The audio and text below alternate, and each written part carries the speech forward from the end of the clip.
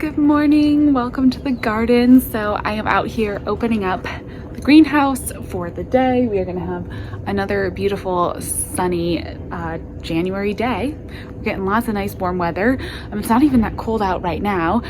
And I am gonna start a couple more flowers. I decided to go ahead and just start kind of all my early flowers.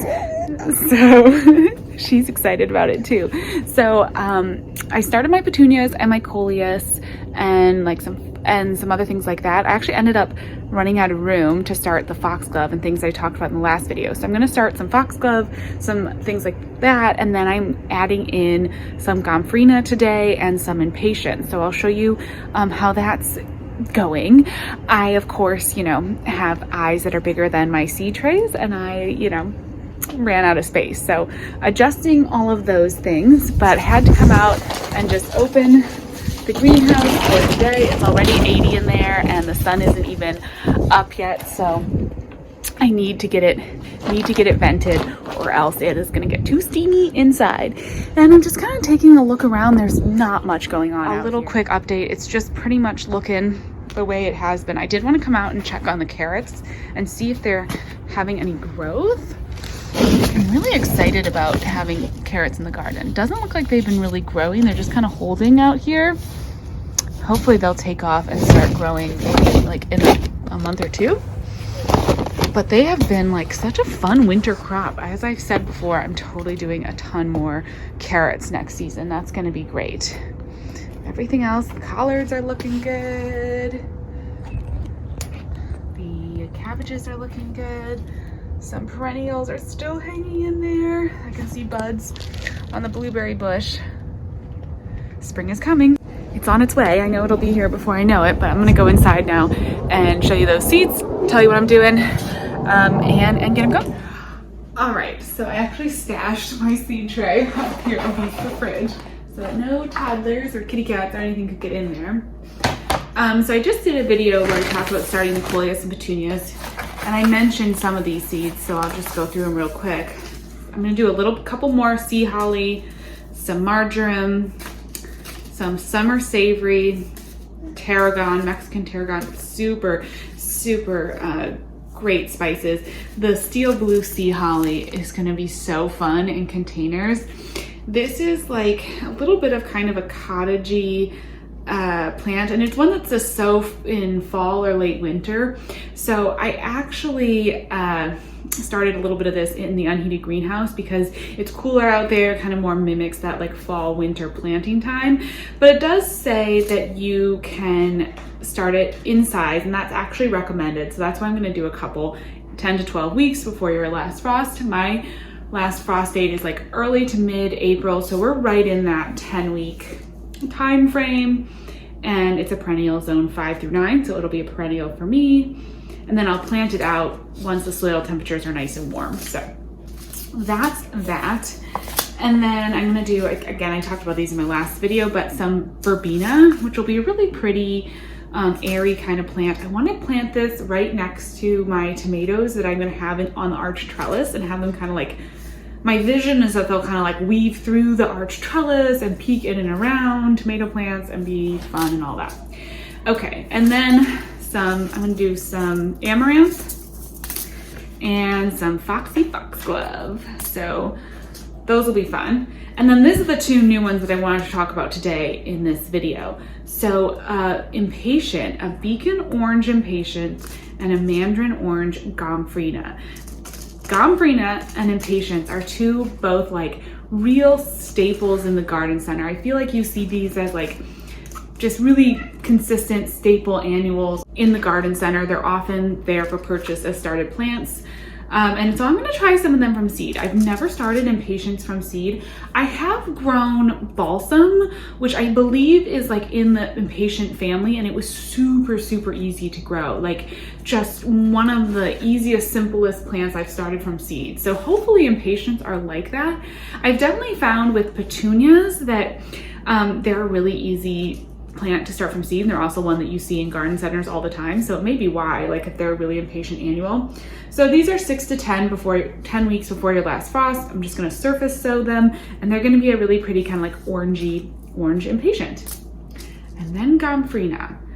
Oh, so I have heard people say that Gomphrena is easy to sow. I have never had good luck with Gomphrena. I tried it last year. They grew, they like sprouted, started growing, and then basically it looked like damping off. They just died out of nowhere, but none of my other seeds had any issues with damping off, so I'm not sure. It does say on here to pre-soak seeds. I didn't do that. Probably should have read my seed packet. Here's what I'm gonna do. I'm gonna try a couple. If they don't work, I'll pre-soak some seeds and come back in and re-sow. We'll try that. So I have 5-ounce cups, and I do need to put some drainage holes in here. So I'm just gonna do that really quickly. These plants are all gonna be started now and hopefully stay in these 5-ounce cups until I'm ready to plant them out in the spring. I don't wanna pot anything up. That's why I'm starting in a little bit bigger of a cell size. And I'm just gonna use some good regular potting soil. This is an organic potting mix. Am I gonna make a mess with this being on the counter? Absolutely. And then I have a seed tray that I'm going to put them all in.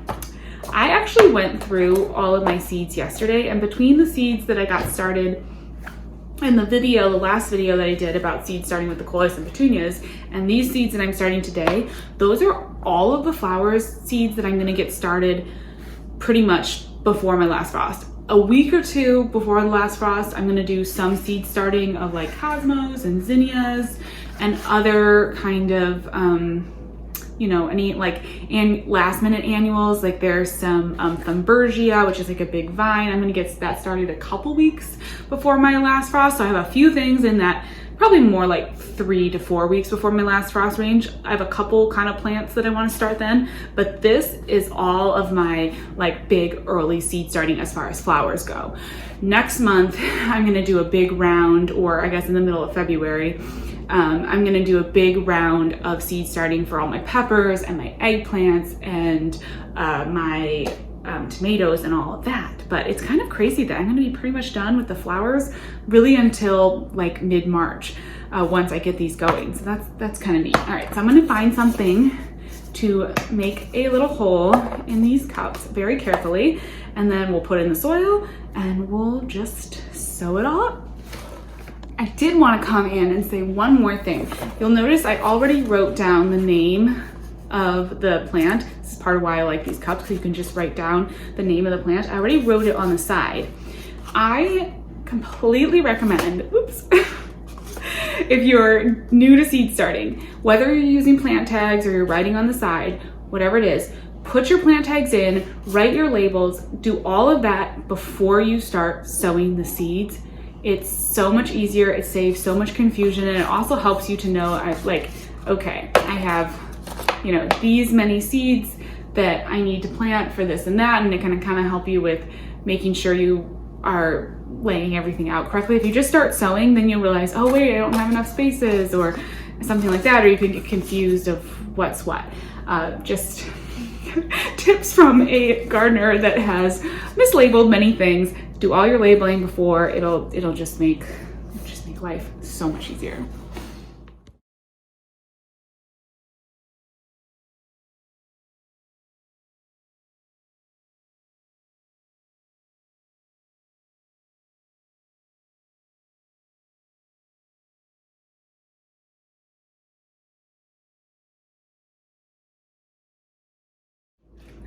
I wanted to say that one reason that I use these cups, and this would work fine with any kind of like individual little seed cell, so it wouldn't have to be a paper cup, it could be any kind of a seed cell. It's so nice. Like if one of them dies, or let's say one plant is growing way bigger than another, like I'm not sure that the verbena is gonna grow as fast as the impatiens.